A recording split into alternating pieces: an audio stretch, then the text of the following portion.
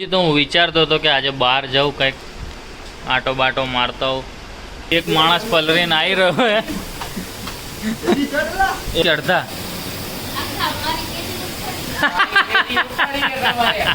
અમુક લોકોને જવું પડે વાળ સેટ કરવા. વખાણ હોય બ્લોગમાં પોતાના જ વખાણ કર્યા રાખે.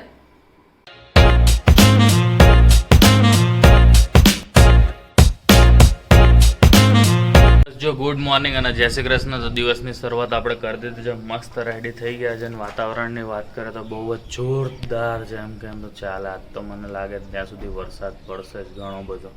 રાત્રે પણ ચાલુ જ હતો જોરદાર વરસાદ, એટલે અત્યારે પણ મને લાગે છે ઓફિસ પહોંચવા દે તો બહુ સારી વાત છે. બાકી તો અત્યારે મને લાગે ત્યાં સુધીમાં હમણાં વરસાદ ચાલુ થશે કે થયો એટલે આપણે જેમ બને એમ ફટાફટ જ છે ને પહોંચી જઈએ ઓફિસે, એટલે આપણને વાંધો ન આવે, રેનકોટ બેનકોટ પહેરવો ન પડે અને ટાઈમસર આપણે ઓફિસે પણ પહોંચી જઈએ. તો બસ ચલો, પક્ષીઓના અવાજ સાથે આપણે પહોંચી જઈએ ફટાફટ ઓફિસે. તો હું વિચારતો હતો કે આજે બહાર જાઉં, કંઈક આટો બાટો મારતા હોઉં, ફ્રેશ થતા હોઉં, ફ્રી થયો ત્યાં તો જો વરસાદ ઓહો ફૂલ ફાસ્ટ ચાલુ થઈ ગયો છે. આમ તો સારું ભલે પડતો, બીજું શું હોય. તમારું શું કહેવાનું થાય? પડવો જ જોઈએ ને બધી જગ્યાએ, તો અહીંયા કેમ નહીં? જોઈ લો, રિસ્ક લઈને તમને બતાવી રહ્યો છું. એટલે પાણી વરસાદનું મોબાઈલ ઉપર પડે એમ રિસ્ક, બાકી કાંઈ રિસ્ક નથી. બાકી તો આપણે સેફ એન્ડ સાઈડ છીએ અત્યારે. બાકી વરસાદ તો ફૂલ છે.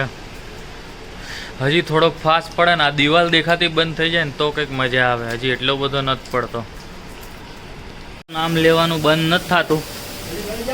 આ જો એક માણસ પલરીને આવી રહ્યો હે, એક ઓલરેડી પલરેલો હે.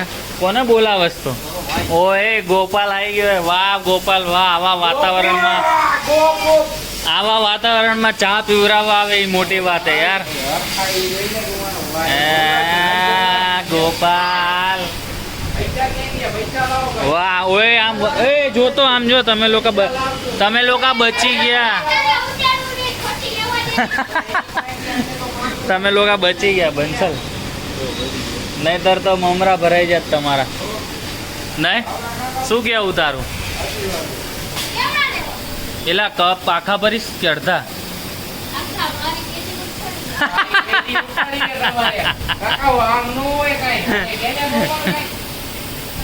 જો આજનું જમવાનું શું છે? ઘરે તો આપણે પહોંચી ગયા, ઝરમર વરસાદ ચાલતો એટલે કાંઈ શૂટ ન કર્યું. ખોટું બોલ્યું મને, એ બી બોલ. શું ખોટું બોલ્યો હું? બોસમાં આવ્યો તો મને કહે કે હજી તો હું નીકળું છું અને બહુ બધો દેવી આગળ કઈ દેખાતું નથી ને એવો વરસાદ આવે છે. એટલું ચિંતા થતી હતી ને મને તો એવો જ વરસાદ હતો. અને પછી 3-4 મિનિટ થઈને ત્યાં તો ઘરે પહોંચી ગયો. ઈ તો હવે ઠીક છે. તો બસ જો રાઈસ છે, અહીંયા સલાડ છે મસ્ત મજાનું. રાઈસની જોડે તો શું હોય, મસ્ત દાલ ફ્રાય લાગે મને તો આમાં, કે નહીં? કાલે ઢાબાની દાળ હતી, આજે ઘરની આ દાલ ફ્રાય. દાલ તડકા. આજે આ ઢાબાની દાલ ફ્રાય છે. તો ચલો, દાલ ફ્રાય ખાવી હોય તમારે તો તમે ઘરે બનાવી લેજો. દિવ્યાની પહેલાં ઘણી બધી વાર રેસીપી બતાવી જ છે આની, જૂના વિડીયો ચેકઆઉટ કરો. હા એમ. બાકી રેસીપી દર વખતે તો ના હોય, એકને એક કોઈ તમને કંટાળો આવે ને. શું કહેવું તારું? એટલે હવે કંઈક દિવ્યા નવું બનાવશે તો એની રેસીપી આવશે. બાકી તારક મહેતા જોવા માટે ચાલુ કરી દીધું છે. હવે દાલ રાઈસ ખાઈને પછી મળીએ પાછા અમે લોકો, કે નહીં?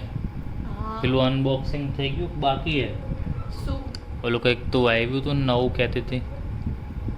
હા, એ તો ડબ્બા મંગાવ્યા હતા. ઓય રે ઓય, એટલે થઈ ગયા ને. સરસ. ચલો તો વાતચીત કરવા કંઈક મળીશું. તો બસ અમે જમી લીધું મસ્ત દાળ ભાત ને દાલ ફ્રાય અને થોડું વધારે ખાધું રાઈસ. આજે મેં બહુ બધું ખાધું, કારણ કે આડાઅવડું કાંઈ ખાધું નહોતું. એટલે વાળ મેં હાથેથી સેટ કરી લીધા હે જોરદાર.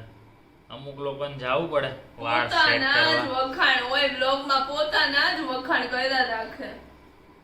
તો વખાણ તો થોડા આમ છે ને, આમ શું કે ફિલ્ટર હટાવીને થોડા પિમ્પલ્સ એ બધા. હમણાં બહુ પિમ્પલ્સ થઈ ગયા છે. પૃથેશ ને જે લોકો એને પહેલા realityમાં- તો- જે લોકો એને રોજ મળતા હશે, કાર્તિકભાઈ તમે કમેન્ટ કરજો પિમ્પલ વધી ગયા કે નહીં આને? પિમ્પલ વધી ગયા પણ હું ફિલ્ટર કોઈ દિવસ વાપરતો જ નથી. હા, કયા આપણે- વિડીયોમાં ફિલ્ટર એટલે વાપરો? આપણે અત્યારે ફિલ્ટર પણ આમાં એકદમ ફોકસ થી નો દેખાય ને લોકો હા એમ, બાકી હું ફિલ્ટર નથી વાપરતો. ફિલ્ટર તો છે જ નહીં આપણે, પણ આ તો વાત થાય છે હા એમ, ફિલ્ટર પણ આપણે મેઇન વાત ઉપર આવ ને ફિલ્ટર વાળું પાણી પી એ વાત અલગ પિમ્પલ્સ છે. ની વાત બાકી ઉપર આવ ને નકરું રેકડી વાળું જ ખાવું છે ફૂડ. જો ટેકડી વાળું તો ખાવું જ પડે. એનાથી છે ને શું થાય ખબર હે?